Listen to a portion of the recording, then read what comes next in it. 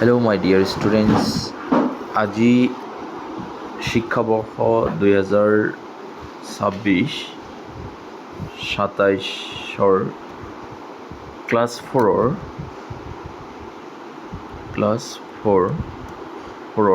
প্ৰতিটো ছাবজেক্টৰ যিখিনি চিলেবাছ চাৰিটা গোটৰ first unit, second unit, third unit and fourth unit লগতে হাফ ইয়াৰলি আৰু এনুৱেলি এক্সামৰ সম্পূৰ্ণ চিলেবাছ এইটো ভিডিঅ' দিবলৈ যত্ন কৰা হৈছে ক্লাছ 4ৰ ছাত্ৰ ছাত্ৰীৰ সুবিধাৰ্থে। গতিকে প্ৰতিটো ছাবজেক্টৰ চিলেবাছ যদি আপোনালোকে বিচাৰে এই ভিডিঅ'টো চালেই আপোনালোকে পাই যাব।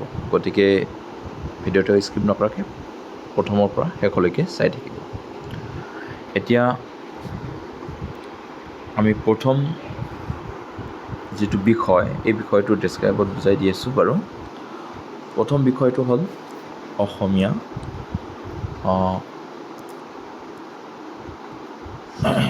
অসমীয়াৰ যিটো প্ৰথম গোট হ'ব, ফাৰ্ষ্ট একক বা প্ৰথম ইউনিট, এইটো হ'ব অসমীয়া সংগীত, বীজাণু আৰু অনুবীক্ষণ, হাজত এদিন, আনন্দৰাম বৰুৱা, লঘন। এইকেইটা পাঠ থাকিব আমাৰ প্ৰথম ইউনিটৰ কাৰণে। যিহেতু প্ৰথম ইউনিট হৈ গৈছে ক্লাছ 4ৰ ছাত্ৰ ছাত্ৰীসকলৰ, গতিকে মই তথাপিও বুজাৰ কাৰণে গোটেইখিনি কৈ আছোঁ। নেক্সট এইকেইটা পাঠ তোমালোকে প্ৰথম ইউনিটৰ কাৰণে পঢ়িবা। আৰু ইয়াতে এটা কথা কৈছোঁ, যদি কিবা কাৰণত শ্ৰেণী বা বিষয় আচাৰ্যগৰাকীয়ে সেই পাঠকেইটা শেষ কৰিব নোৱাৰে সময়মতে পৰীক্ষাৰ আগলৈকে, তেতিয়ালৈকে যিকেইটা পাঠ পঢ়াইছে, ধৰক এটা দুটা তিনিটা যিকেইটা পাঠে পঢ়াইছে সেইকেইটা দিব পাৰে। গতিকে সেইটো আমি চাম, কিন্তু প্ৰায় আমি এইখিনি পাঠলৈকে আচাৰ্যসকলে বা শিক্ষকসকলে শেষ কৰাৰ কাৰণে ট্ৰাই কৰিব। গতিকে শংকৰদেৱৰ ছাত্ৰ ছাত্ৰীসকলে তোমালোকে আগতীয়াকৈ প্ৰস্তুত চলাৰ কাৰণে এইখিনিলৈকে পঢ়িব পাৰা প্ৰথম গোটৰ কাৰণে।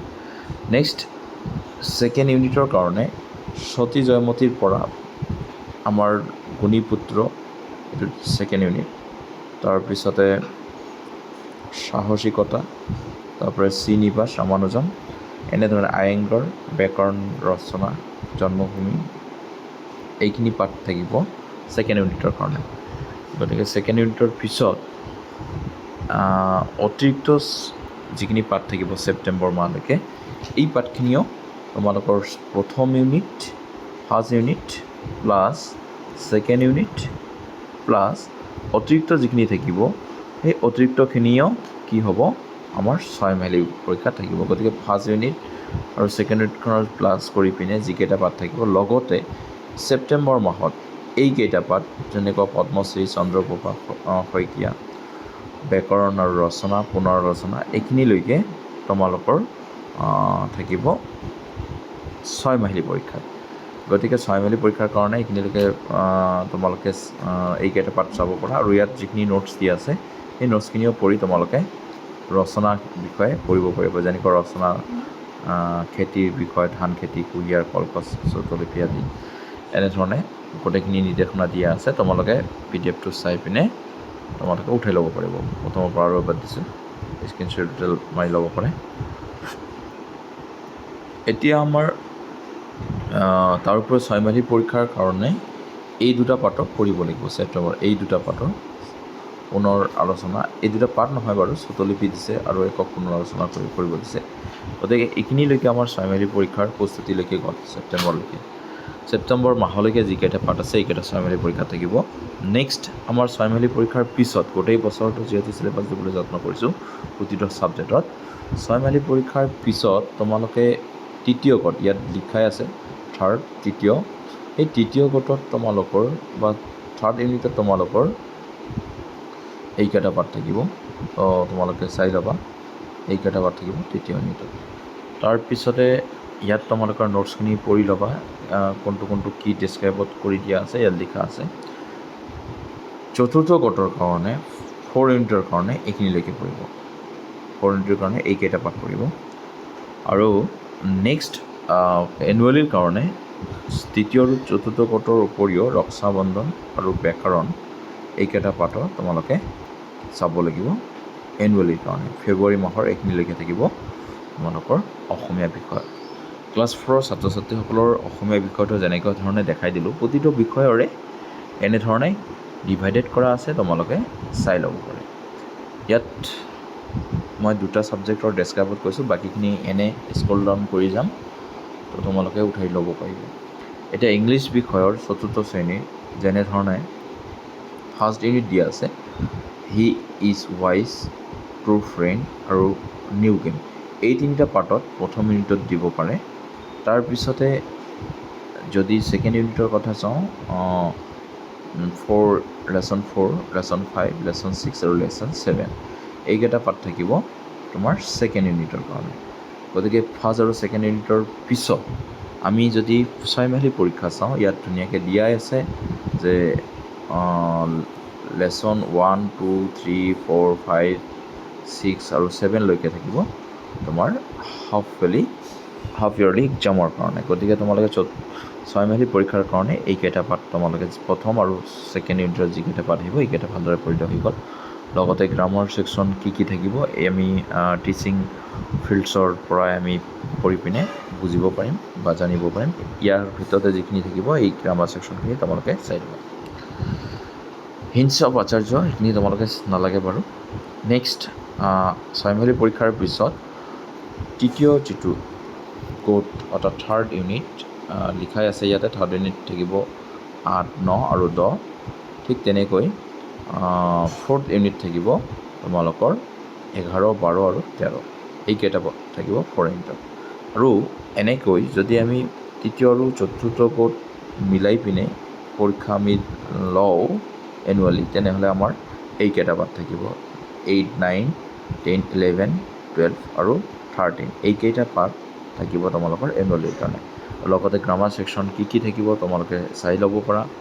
গ্ৰামাৰ ছেকশ্যন থাকিব আৰ্টিকেল, এ&ডিৰ ব্যৱহাৰ, এনেকৈ meaning, word meaning, question answer method, translation, word fill of the blanks, word meaning, make sentence, এনেধৰণে আমাৰ গ্ৰামাৰখিনি থাকি যাব, তোমালোকে চাই ল'ব পাৰিবা। এতিয়া মই আৰু নেক্সট পাৰ্টবিলাক ডেছক্ৰাইবত নকওঁ, তোমালোকে স্ক্ৰল ডাউন কৰি আছোঁ, তোমালোকে স্ক্ৰীনশ্বট মাৰি ল'বা নহ'লে লিখি ল'বা। হিন্দী বিষয়টো তোমালোকে কৰি ল'বা। ইয়াত দিছে পহলা, দুসৰা মানে দ্বিতীয় গোট, পহলা মানে প্ৰথম গোট, তিসৰা মানে তৃতীয় গোট, চৌথা মানে চতুৰ্থ গোট। এনেধৰণে তোমালোকে এই ঘৰে ঘৰে তোমালোকে যিকেইটা পাঠ আছে এনেকৈ ভাগ কৰি দিয়া আছে, তোমালোকে প্ৰথম গোট দ্বিতীয় গোটৰ কাৰণে কৰিবা। আৰু এইকেইটা পাঠ তোমালোকৰ থাকিব ছয়মাহিলীৰ কাৰণে। ঠিক তেনেকৈ তোমাৰ তৃতীয়, তিসৰা অৰ্থাৎ তৃতীয় গোটৰ কাৰণে এইকেইটা থাকিব, চতুৰ্থ গোটৰ কাৰণে চতুৰ্থ গোটৰ কাৰণে এইকেইটা থাকিব, আৰু এনুৱেলিৰ কাৰণে এইকেইটা পাঠ থাকিব। ঠিক আছে, তোমালোকে এইকেইটা পাঠ তোমালোকে চাই ল'বা এনুৱেলিৰ কাৰণে। তো এনেধৰণে বাকী বছৰেকীয় পৰীক্ষাৰ বাবে ইয়াত বেলেগকৈ দিয়া আছে, যিহেতু আমি ইয়াত চাম বছৰেকীয় পৰীক্ষাৰ কাৰণে এইকেইটা পাঠ তোমালোকে চাবা। পাঠ 9, 11, 12, 13, 14, 15, 16 এনেধৰণে পাঠখিনি দিয়াই আছে। তাৰপিছতে তোমাৰ ছয়মাহিলী পৰীক্ষাৰ কাৰণে এইকেইটা পাঠ দিয়া আছে এক্সট্ৰাকৈ, তো ইয়াত তোমালোকে চালেই হৈ যাব। ঠিক আছে, 1, 2, 3, 4, 5, 6, 7, 8 আৰু 16 পাঠটোও থাকিব ছয়মাহিলী পৰীক্ষাত। ইয়াত দিয়া আছে 16 নম্বৰ পাঠটো, ইয়াত যিহেতু দিছে সংখ্যা জ্ঞান। ঠিক আছে, আমি বুজি পালোঁ ছয়মাহিলী, এনুৱেলি আৰু গোট পৰীক্ষাত এনেধৰণে সংস্কৃত বিষয়কেইটা এইকেইটা থাকিব। তোমালোকে স্ক্ৰীনশ্বট ল'ব পাৰা, নহ'লে সোনকালে লিখি ল'ব পাৰা। ফাৰ্ষ্ট ইউনিট, ছেকেণ্ড ইউনিট এইকেইটা, আৰু ছয়মাহিলীৰ কাৰণে এইকেইটা পাঠ থাকিব ছয়মাহিলীৰ কাৰণে। নেক্সট থাৰ্ড ইউনিট, তৃতীয় গোটৰ কাৰণে এইকেইটা, চতুৰ্থ গোটৰ কাৰণে এইকেইটা, আৰু এনুৱেলিৰ কাৰণে এইকেইটা। ঠিক আছে, তো ছয়মাহিলীৰ কাৰণে ধুনীয়াকৈ দিয়াই আছে ইয়াতে, ছয়মাহিলীৰ কাৰণে এইকেইটা পাঠ কৰিবা তোমালোকে, আৰু এনুৱেলিৰ কাৰণে এইকেইটা পাঠ। ঠিক আছে। নেক্সট আমি গণিত বিষয়টো যাম, তোমালোকে চাই লোৱা। প্ৰথম গড় দ্বিতীয় গড় ধুনীয়াকৈ ইয়াত লিখাই আছে, এবাৰ চাই লোৱা আৰু উঠাই লৈ থাকিবা।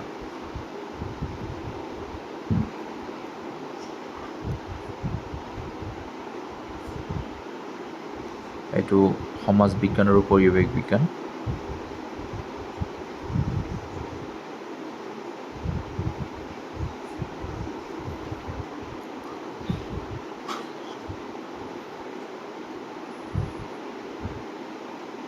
নেক্সট বিজ্ঞান আৰু সাধাৰণ বিজ্ঞান, বিজ্ঞান আৰু সাধাৰণ বিজ্ঞানৰ চিলেবাছ।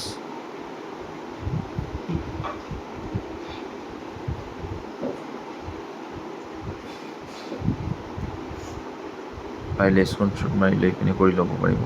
ধুনীয়াকৈ চাই মেলি পৰীক্ষা, বছৰেকীয় পৰীক্ষা এনেধৰণে দিয়াই আছে এক্সট্ৰাকৈ, সেইখিনি তোমালোকে চাবা। গোট পৰীক্ষাখিনিতো বুজি পালেই। নেক্সট ছবি অঁকা আৰু হস্তকলা, চতুৰ্থ শ্ৰেণীৰ।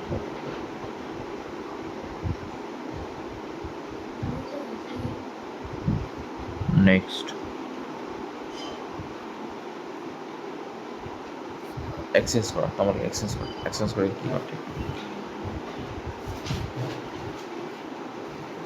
নেক্সট নীতি শিক্ষা।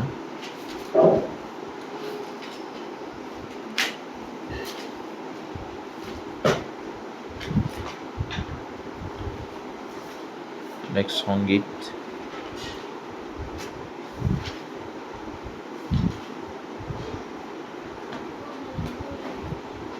নেক্সট শাৰীৰিক। শাৰীৰিক বিষয়ত কি কি শিকোৱা হ'ব গোটেইখিনি দিয়াই আছে ইয়াত।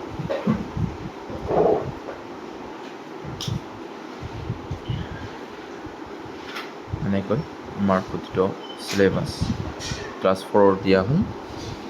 Thank U.